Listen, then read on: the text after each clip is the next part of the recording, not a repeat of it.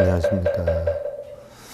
대승보살이 닦아야 할 불도의 요체 대방등 대집경 제93회차 서일보입니다. 대방등 대집경이다라고 하면 대승경전이 총망라에 수록된 그런 경전이다라고 하는데, 우리가 일반적으로 많이 알려져 있는 화엄경이나 금강경, 법화경 이런 것들을 제외한 모든 대승경전이 총망라에서 집성되어 있는 경전이다, 이렇게 보시면 되죠. 그래서 대승보살이 닦아야 할 불도의 요체다, 이렇게 표현을 해요. 지난 시간에 이어서 오늘 제4권 다란이 자제왕 보살금 4에 대해서 살펴보는데, 우리가 지난 시간에 했던 것을 잠깐 살펴보면요,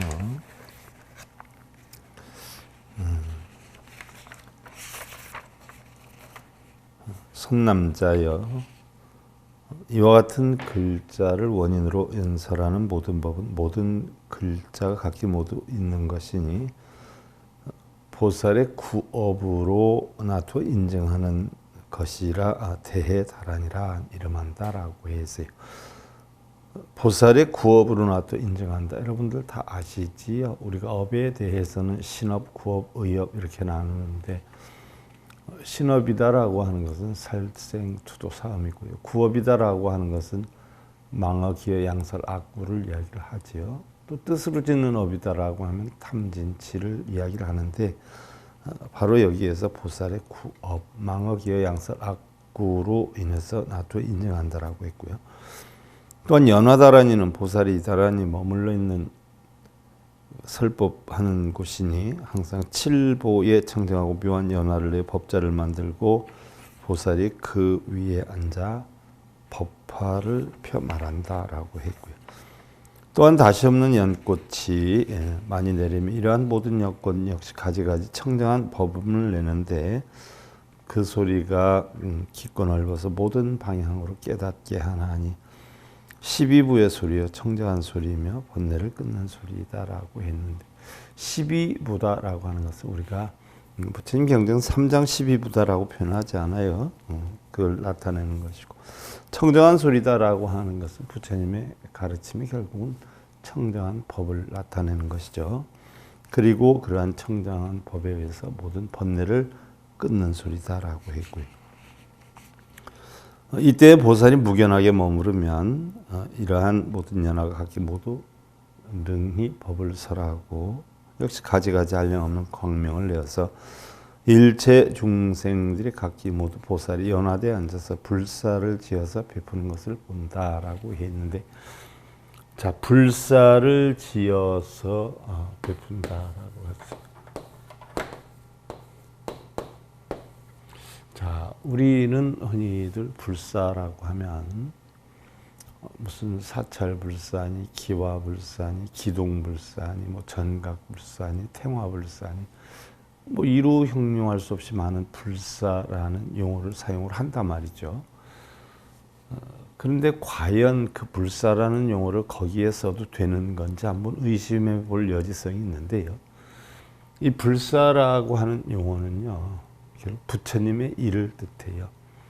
그럼 부처님의 일이, 부처님이 과거에 기와불사라고 정각불사라고 사찰불사라고 그런 걸 했었겠어요?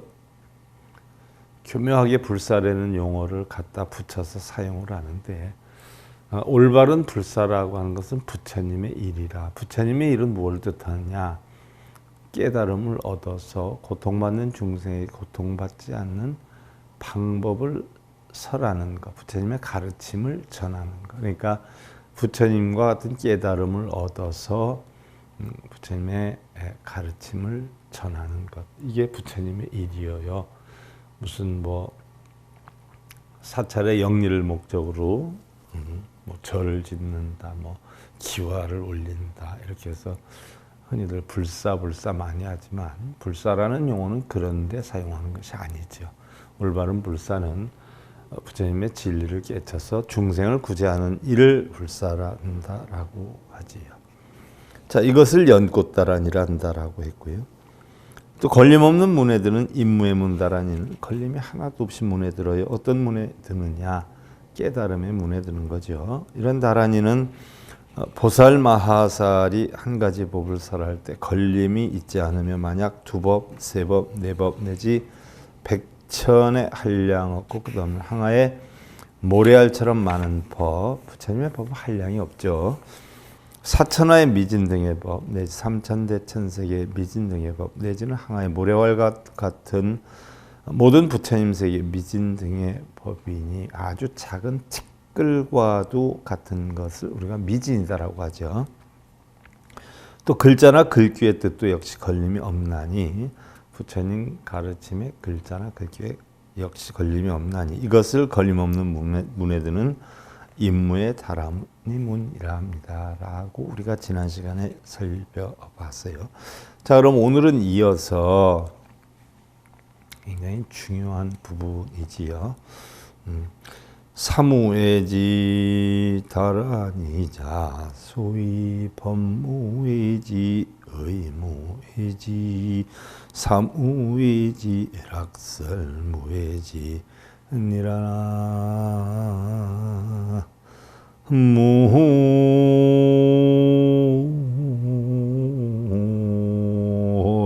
무미다.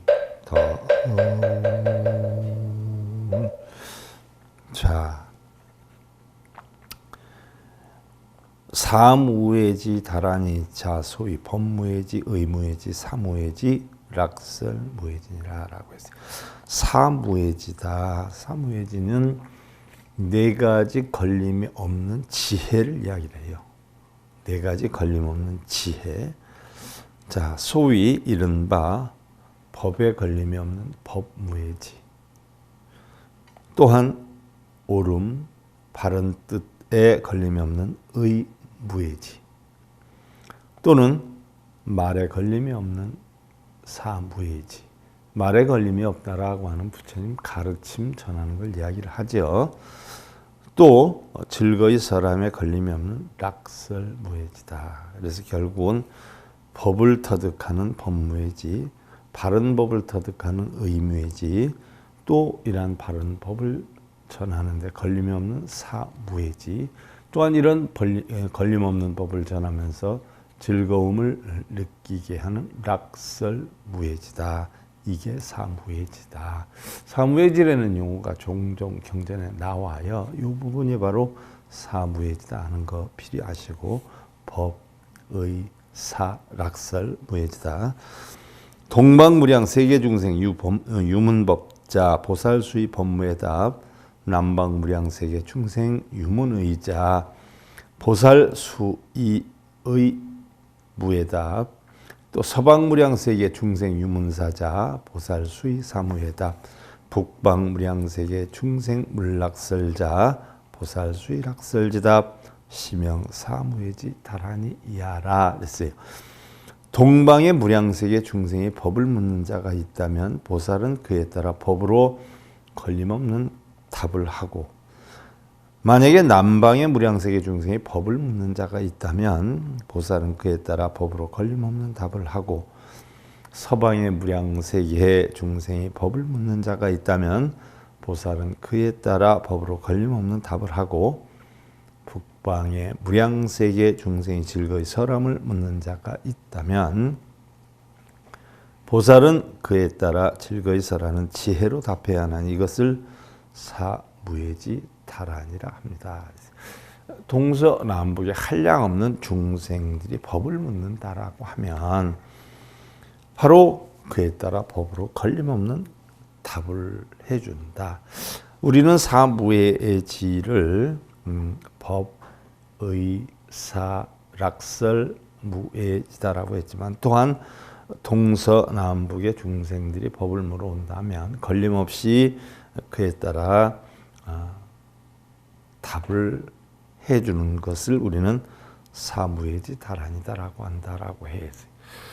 자, 일반적으로 우리는 절에 가면은요 대부분 뭐 우리 아들 요즘 요번에 시험 보는데 스님 시험에 합격이 되겠어요? 또는 우리가 이사를 가려고 하는데 어느 방향으로 갔으면 언제쯤 갔으면 좋겠어요? 내지는 우리가 집을 팔아야 되는데 이 집이 어떻게 하면 팔리는지 좀 팔리는 방법 좀 가르쳐 주세요 라든지 이런 걸 많이 물어요. 우리 아들이 직장에 다니는데 자기가 개인적으로 어떤 일을 한번 해보겠다라고 하는데 이게 맞는 건지 어느 길로 가야 좋은 건지 스님 여기에 대해서 궁금해서 그럽니다. 주로 절에 와서 불자들이 묻는 내용들을 보면 대부분이 그런 내용들이에요. 대부분이. 속상하지요. 그렇게 묻는 이유가 어디에 있냐면 절절마다 철학 공부를 하든지 아니면 뭐 이렇게 짚는 것 좀 배워가지고 그걸 전문으로 하는 도량들이 대부분이다 보니까 절에서는 무슨 사주팔자 봐주고 어려움 있으면 풀어주고 원하는 중생들이 원하는 소원 성취를 이루게 해주고 뭐 그런 곳이 절이라고 하는 인식이 많이 돼 있어요. 또 더군다나 요즘 젊은 사람들한테는 그냥 뭐 무속인 집하고 분별이 되지 않는 같은 여건으로 생각하는 경우가 굉장히 많죠. 그런 부분이 상당히 안타까워요. 왜 그러느냐?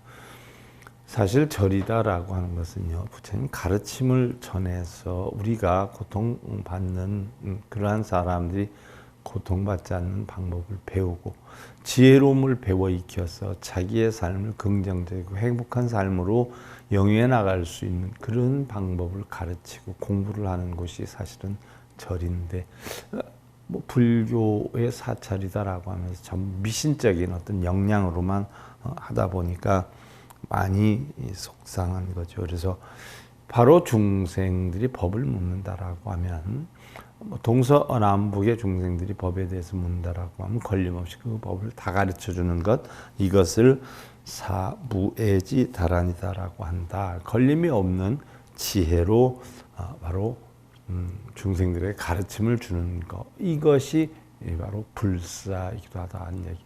일반적으로 뭐 불사다라고 하면 뭐 기와불산이, 뭐 태화불산이, 점암불산이가 하는데 사실은 거기에다가 불사라는 용어를 사용하는 건 조금 맞지 않은 것 같아요. 모양이. 자, 부처님이 깨달음을 얻어서 중생에게 그 깨달음을 전하는 일, 이것이 불사란 말이죠. 그러니까 바로 동서남북의 중생들이 법에 대해서 물었을 때 걸림없이 대답하는 이거 사무예지다란이다라고 하고, 우리가 일반적으로 사무예지다라고 하면 바로 법무예지, 또 의무예지, 사무예지, 락설무예지다라고 하는데, 이런 걸림없는 지혜의 지혜로움을 전해주는 것을 우리는 불사다 이렇게 표현을 하지요. 사실 우리 불자들도요, 절에 가서 뭐 이상한 것 그런 거 물을 것이 아니라 부처님 진리에 대해서 물어야 돼요.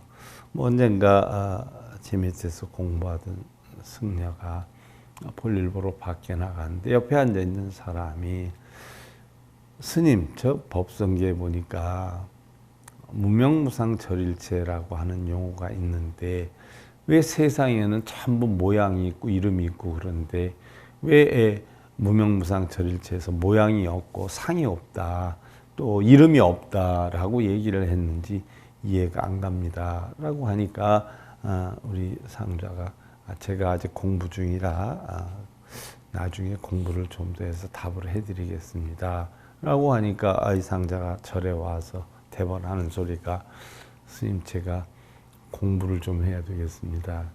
왜 무슨 일이 있었는가? 그랬더니 그런 이야기를 하더란 말이죠. 그러니까 우리 불자들도 절에 가서 스님들한테 이런 진리에 대한 질문을 자꾸 하면요, 스님들이 무서워서 공부를 해요.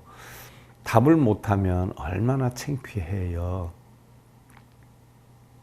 더군다나 걸림없이 답을 할 줄 알아야 되는데 스님들한테 스님 광명진원의 뜻이 보여요. 신묘장구 대단하니 뜻이 뭐지요? 육자대명 왕진원의 온마니 파대명 hum의 뜻이 뭔지요? 하고 물으면 뭐라고 대답해요? 99.9%는 그런 진언 같은 건 함부로 해석하면 큰일 나. 왜냐하면 있는 그대로 읽어야지 부처님의 가르침을 잘못 전하게 되는 오해를 불러일으킬 수 있어. 오히려 부처님의 공덕을 손상시키는 그런 일이 되니까 있는 그대로 읽어 라고 대답을 한단 말이에요. 아무 뜻도 모르면서 탁 어깨에 힘주고 또 뭐 아는 것처럼 그렇게 얘기하는 스님들이 굉장히 많잖아요. 얼마나 쑥스러워요. 내일 당장 머리 길러야 되는 거 아니에요? 바로 걸림없이 답을 할 줄 아는 게 사무예지 다란이다. 불영락장엄 다란이자 야규보살 획득 여시 칠다란이 기정계상 유불상현 기색진금 유대광명 30이상 80종호라. 불영락장엄 다란이는 만일 보살이 이와 같은 7다란이를 얻는다면 앞에서 설한 7다란이죠. 그 정수리 위에는 불상이 나타나 그 색은 진금색으로 큰 광명의 30이상과 80종호가 있을 것입니다. 자, 정수리 위에 불상이 나타났다. 자, 이 정수리에 우리가 물을 붓거나 아니면 정수리에다 손을 대고 너는 이 다음에 부처가 될 것이다 라고 하고 주는 게 수기란 말이죠. 수기. 수기다라고 하는 것은요, 과거에 왕이 자식을 갖다가 태자 책봉을 하거나 아니면은 그 태자가 이 다음에 장차 자기가 죽은 뒤에 왕위를 물려받을 것이다 라고 하는 것을 많이들 앞에서 선포를 할 때에 바로 물을 이렇게 해서 머리에 한 방울 정수리에 뿌려주고 여기다가 손을 대고 태자 책봉식을 했었단 말이죠. 그것이 이제 불교에 들어와서 바로 수기라고 하는 형태로 바뀌었는데, 자, 일반적으로 우리가 뭐 마정수기니 뭐 남쪽에서 수기 받을 때 보면 중생들에게 물 한 방울을 찍어서 대고 머리에다 대고 이렇게 되잖아요. 그리고 그거 받는 사람들은 흰 긴 목도리 같은 거, 마우라 같은 걸 딱 해서 이렇게 숙이주고 이렇게 걸어주지 않아요?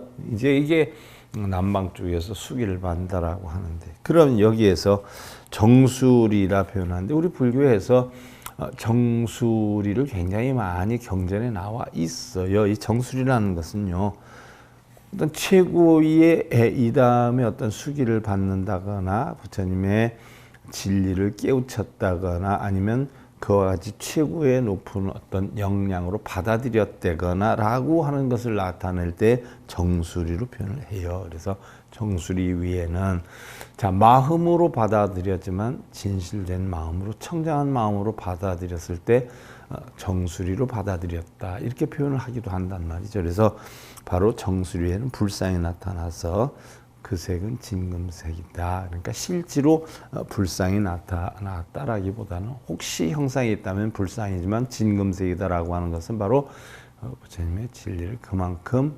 확고부동하게 청정하고 진실되게 받아들였다라고 표현을 하는 거죠. 그래서 큰 광명에 30 이상과 80종호가 있을 것입니다 라고 했는데, 30 이상 80종호는 전륜성왕이 갖는 상호란 말이죠. 30 이상이 전륜성왕이 갖는 상호인데 나중에 부처님 불상을 제작할 때에 부처님도 그 상호로 써야 되지 않겠느냐 해서 불상을 제작했고, 그러면 30 이상을 만들어 놓으니까 어떻게 돼요? 부처님은 또 전륜성왕보다 또 달라야 되지 않겠느냐 해서 80종호라고 하는 것을 만들어서 넣어놨어요. 그래서 부처님은 30 이상 80종호다. 또 전륜성왕은 30 이상이다. 이렇게 표현을 하기도 해요. 그러나 대승경전에 가서 공부할 땐 30 이상 80종호도 사실은 하근기 중생들이 뭔가 신비로움을 알고 있어야 바로 따라올 수 있기 때문에 만들어 놓은 방편에 지나지 않지, 사실은 30 이상 80종호도 있는 것이 아니다라고 우리가 보면 방등경이나 아니면 반야경이나 뭐 이런 데서 배우지 않아요. 참고로 하시고요. 그러나 상근기 중생이 되면 바로 성문 연각의 어떤 법유사상, 법사상을 터득한 다음에 보살이 되려면 법공사상, 법도 역시 다 공하다는 이치를 알게 되니까 역시 30 이상 80종은 하근기 중생들에게 보여주기 위한 하나의 방편설이고요. 나중에 대승의 근기로 보면 그것 역시 전부 다 뭐예요? 중생들을 이끌기 위한 방편으로 설한 것이지 본래는 공한 것이다는 이치를 알게 되는 거죠. 자, 이시 보살 신구이 등 실작불업 기소 사념 여불 소념이라. 그때 보살의 몸과 입과 뜻은 각기 모두 다 불업을 짓고, 불업, 업에는 몸과 입과 뜻으로 짓는 업이 있지 않아요. 근데 뭐 불업도 있고 보살업도 있어요. 우리가 뭐 나쁜 쪽으로 신구이를 짓는다라고 하지만요, 부처가 부처가 될 만한 근원을 만들었다라고 하면 불업이라 그러고요. 바로 보살이 될 만한 업을 만들었다라고 하면 보살업이다라고 하고요. 그 다음에 우리가 육도윤회를 한다라고 하면 하근기 중생들이 짓는 바로 육취에 떨어지는 업이다라고 하고요. 성문이나 연각도 성문이나 연각에 해당되는 업을 짓기 때문에 성문이나 연각을 되는 거죠. 근데 이때에 바로 각기 모두 다 불업을 지었다라고 하는 것은 부처님이 될 만한 원인을 만들었다라는 이야기죠. 그래서 그 생각은 부처님의 생각과 같을 것이다 라고 했어요. 부처님의 업이니까 부처님의 생각과 같겠죠. 보살 구족 여시불업 능지 대중 종종지심 지수의 이위 설법이라. 자, 보살은 이러한 불업을 구족하여, 그렇죠? 하근기 중생에서 바로 뭐예요? 해탈을 하면, 내가 있다, 내 것이 있다라는 상황에서 벗어나서 해탈을 하면 바로 사성제 8정도에 의해서 성문이 되고요. 12연기법에 의해서 연각이 되잖아요. 이분들은 보편적으로 자기의 깨달음을 위해서 한다라고 해 소승이다라고 하지만 법이 있다라고 하는 사고를 확고도 부정하게 해서 법을 깨치는 분들이란 말이죠. 하지만 법을 깨치고 나면 어떻게 돼요? 더 위에 높은 대승의 단계로 올라가려면 이 법부터 다 뭐예요? 이 법도 다 버려야 된단 말이죠. 뭐 예를 하나 들어서 부처님 가르침에도 있죠. 자바암경에도 나오는 이야기고요. 뭐 일반적으로 여러분들 많이 들었던 이야기이기도 해요. 저 강 건너가 바로 피안이란 말이죠.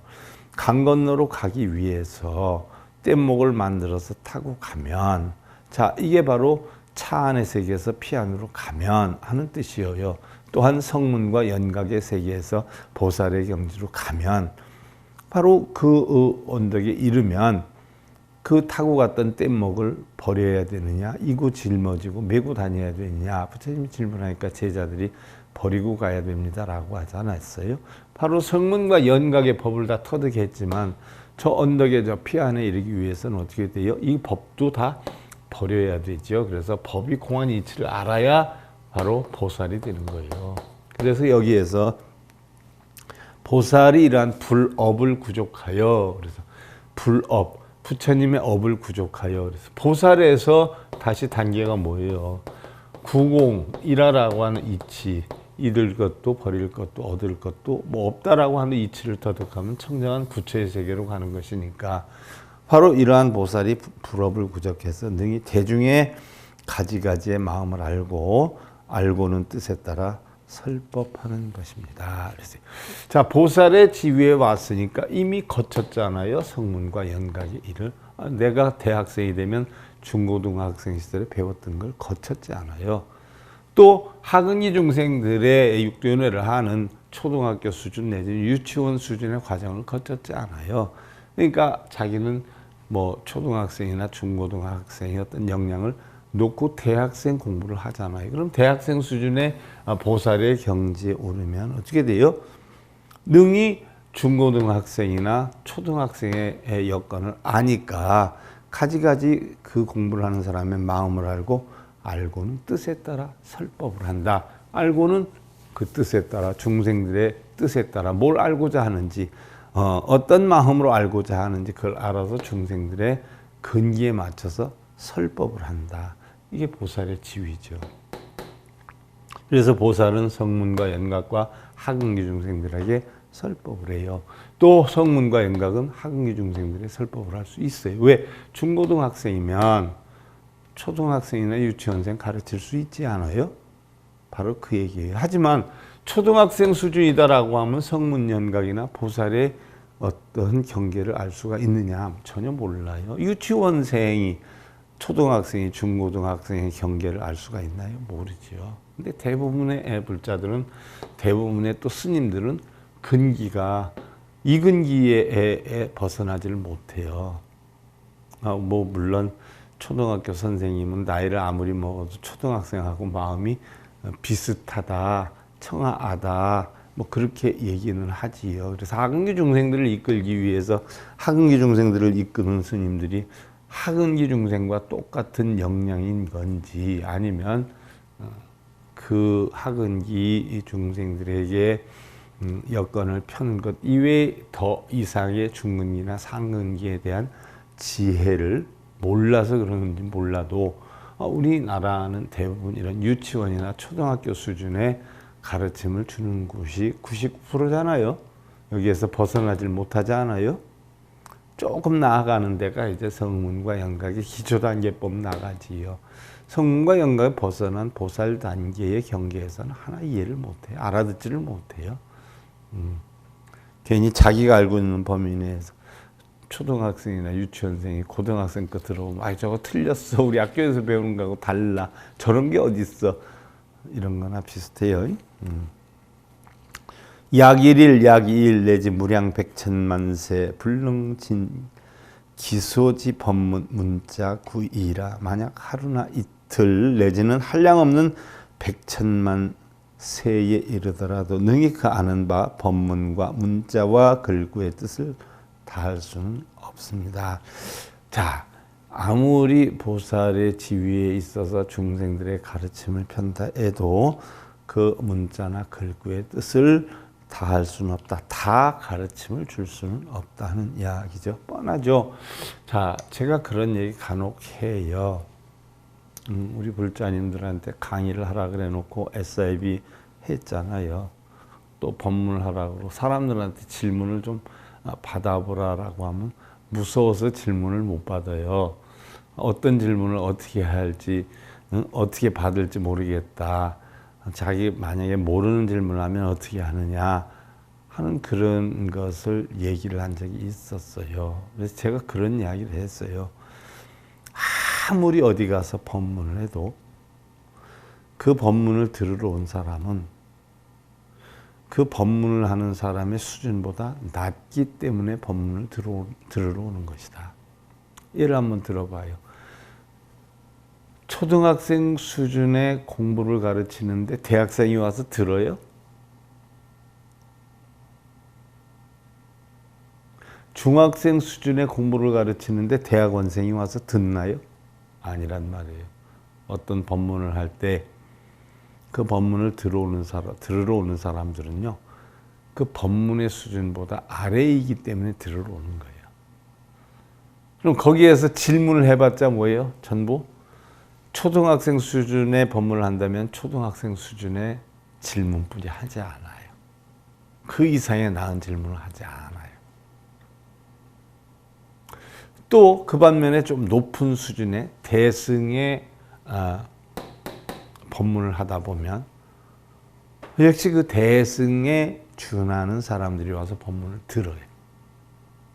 그러면 그 사람들이 질문을 하면 그거보다 높은 수준의 뭐 대학원생이나 아니면 뭐 석사 박사학위 과정의 높은 수준의 질문을 하느냐, 불교에 있을 때 하느냐, 안 한단 말이에요.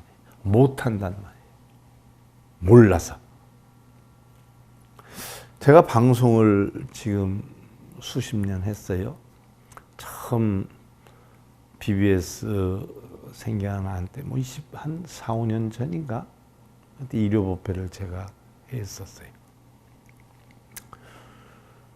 그러니까 5, 6년, 7, 8년 정도 됐네요. 그렇게 하면서 강의 많이 다니고 그랬는데 저는 보편적으로 불법을 있는 그대로 하다 보니까 다른 사찰에서는 강의해달라는 데가 그렇게 많지 않았어요. 근데 강의를 해달라고 하면 꼭 조건이 붙어요. 스님, 우리 절에 요즘 천도제를 굉장히 봉행을 활성화시키고 있는데, 스님 그 진리를 가지고 천도제 하는데 조금 법문을 해주시면, 뭐 예를 들어서 한 20% 지금 불자들이 천도제를 할까 말까 하는데, 스님이 와서 법문을 하면 한 50% 정도는 천도제를 할 수 있을 것 같은데, 스님 오셔서 정말 죄송한데요, 법문 듣는 사람들이 천도제를 잘 할 수 있도록 법문을 해주세요. 이런 청탁이 와요. 사실은 요즘 속된 표현으로 짜고 고스톱이라 그러나요? 명망 있는 스님이 어디 가서 법문을 할 때는 금화비를 받잖아요. 강의비를 받잖아요. 강의비를 받는 만큼 그곳에서 뭔가 영리적으로 이득을 초래하는 여건을 만들어 주기 위해서 법문비를 받고 가서 법문을 해주는 거란 말이죠. 한 20% 정도 사람이 요동을 하는데 한 50% 정도의 사람이 천도제를 할 수 있도록 스님 법문을 해주세요. 그럼 제가 뭐라 그래요? 제가 가서 법문을 해드리면요, 그 20%마저 천도제 하려고 했던 마음은 싹 없어져서 한 명도 안 하게 돼요. 왜? 저는 부처님 진리 있는 그대로 하지요. 장사하기 위해서 부처님 진리를 어긋나게 해서 그 절의 영리를 목적으로 하는 장사 속으로 저는 법문 같은 걸 하지를 못합니다. 그럼 그래도 와서 해주세요. 그래서 해준 데가 여러 군데 있지요. 근데 오히려 더 혼동돼 하는 분들도 있고요. 불편해하는 분들도 있어요. 제가 법문하고 오면 그 주지나 그 사찰에 관계되는 분들이 조금 불편해하는 영향이 많이 있어요. 왜? 부처님법 그대로 강의하다 보면요, 장사 못 하거든요. 부처님법에는 장사하는 법이 없어요. 그래서 저는 조금 강의 다니는 걸 회피하고요. 어떤 특정한 곳에서 뭐 법문을 해달라, 이런 조건으로 해달라라고 하면 저는 좀 꺼려하는 편이에요. 부처님 법을 있는 그대로 풀어야지 어떻게 장사 속을 목적으로. 어떤 데서는 불사를 하는데 스님 와서 법문을 해주셔서 불사를 많이 좀 이렇게 하게끔 해주세요. 불사라고 하는 것은 일반 사찰에서는 뭐 사찰불사, 뭐 기둥불사, 기와불사 이런 불사들이잖아요. 뭐 절 짓는데 돈 거둬들이는 거잖아요. 제가 불사는 그런 게 불사가 아니라 부처님의 진리를 깨달아서 고통받는 중생에 고통받지 않는 방법을 가르쳐 주는 게 불사지, 뭐 천도제하고 뭐 이렇게 이루게 해달라고 비는 거, 그런 기도 이런 거 아닙니다. 기도를 해도 나는 이렇게 서원 세워서 이루겠습니다, 만들겠습니다, 노력하겠습니다 라는 자기의 의지와 각오를 다지는 게 기도지, 불교에서 무슨 미신들처럼 뭐 무당들처럼 빌고 해달라고, 이건 기도가 아니죠 하고 제가 거절을 하는 경우가 많이 있죠. 자, 그래서 문자와 글귀의 뜻을 다 할 수는 없습니다. 자, 또한 다시 네 가지의 지혜를 구족하나니 라고 했어요. 우부구족 사종지혜라 했는데 과연 어떤 것이 네 가지 지혜인가? 그거는 우리가 다음 시간에 살펴보기로 하고요. 방등경이 대승경전의 총모음집이다라고 하는 거 참고로 하시고요. 오늘 대방등 대집경 93회차 서일봉이었습니다.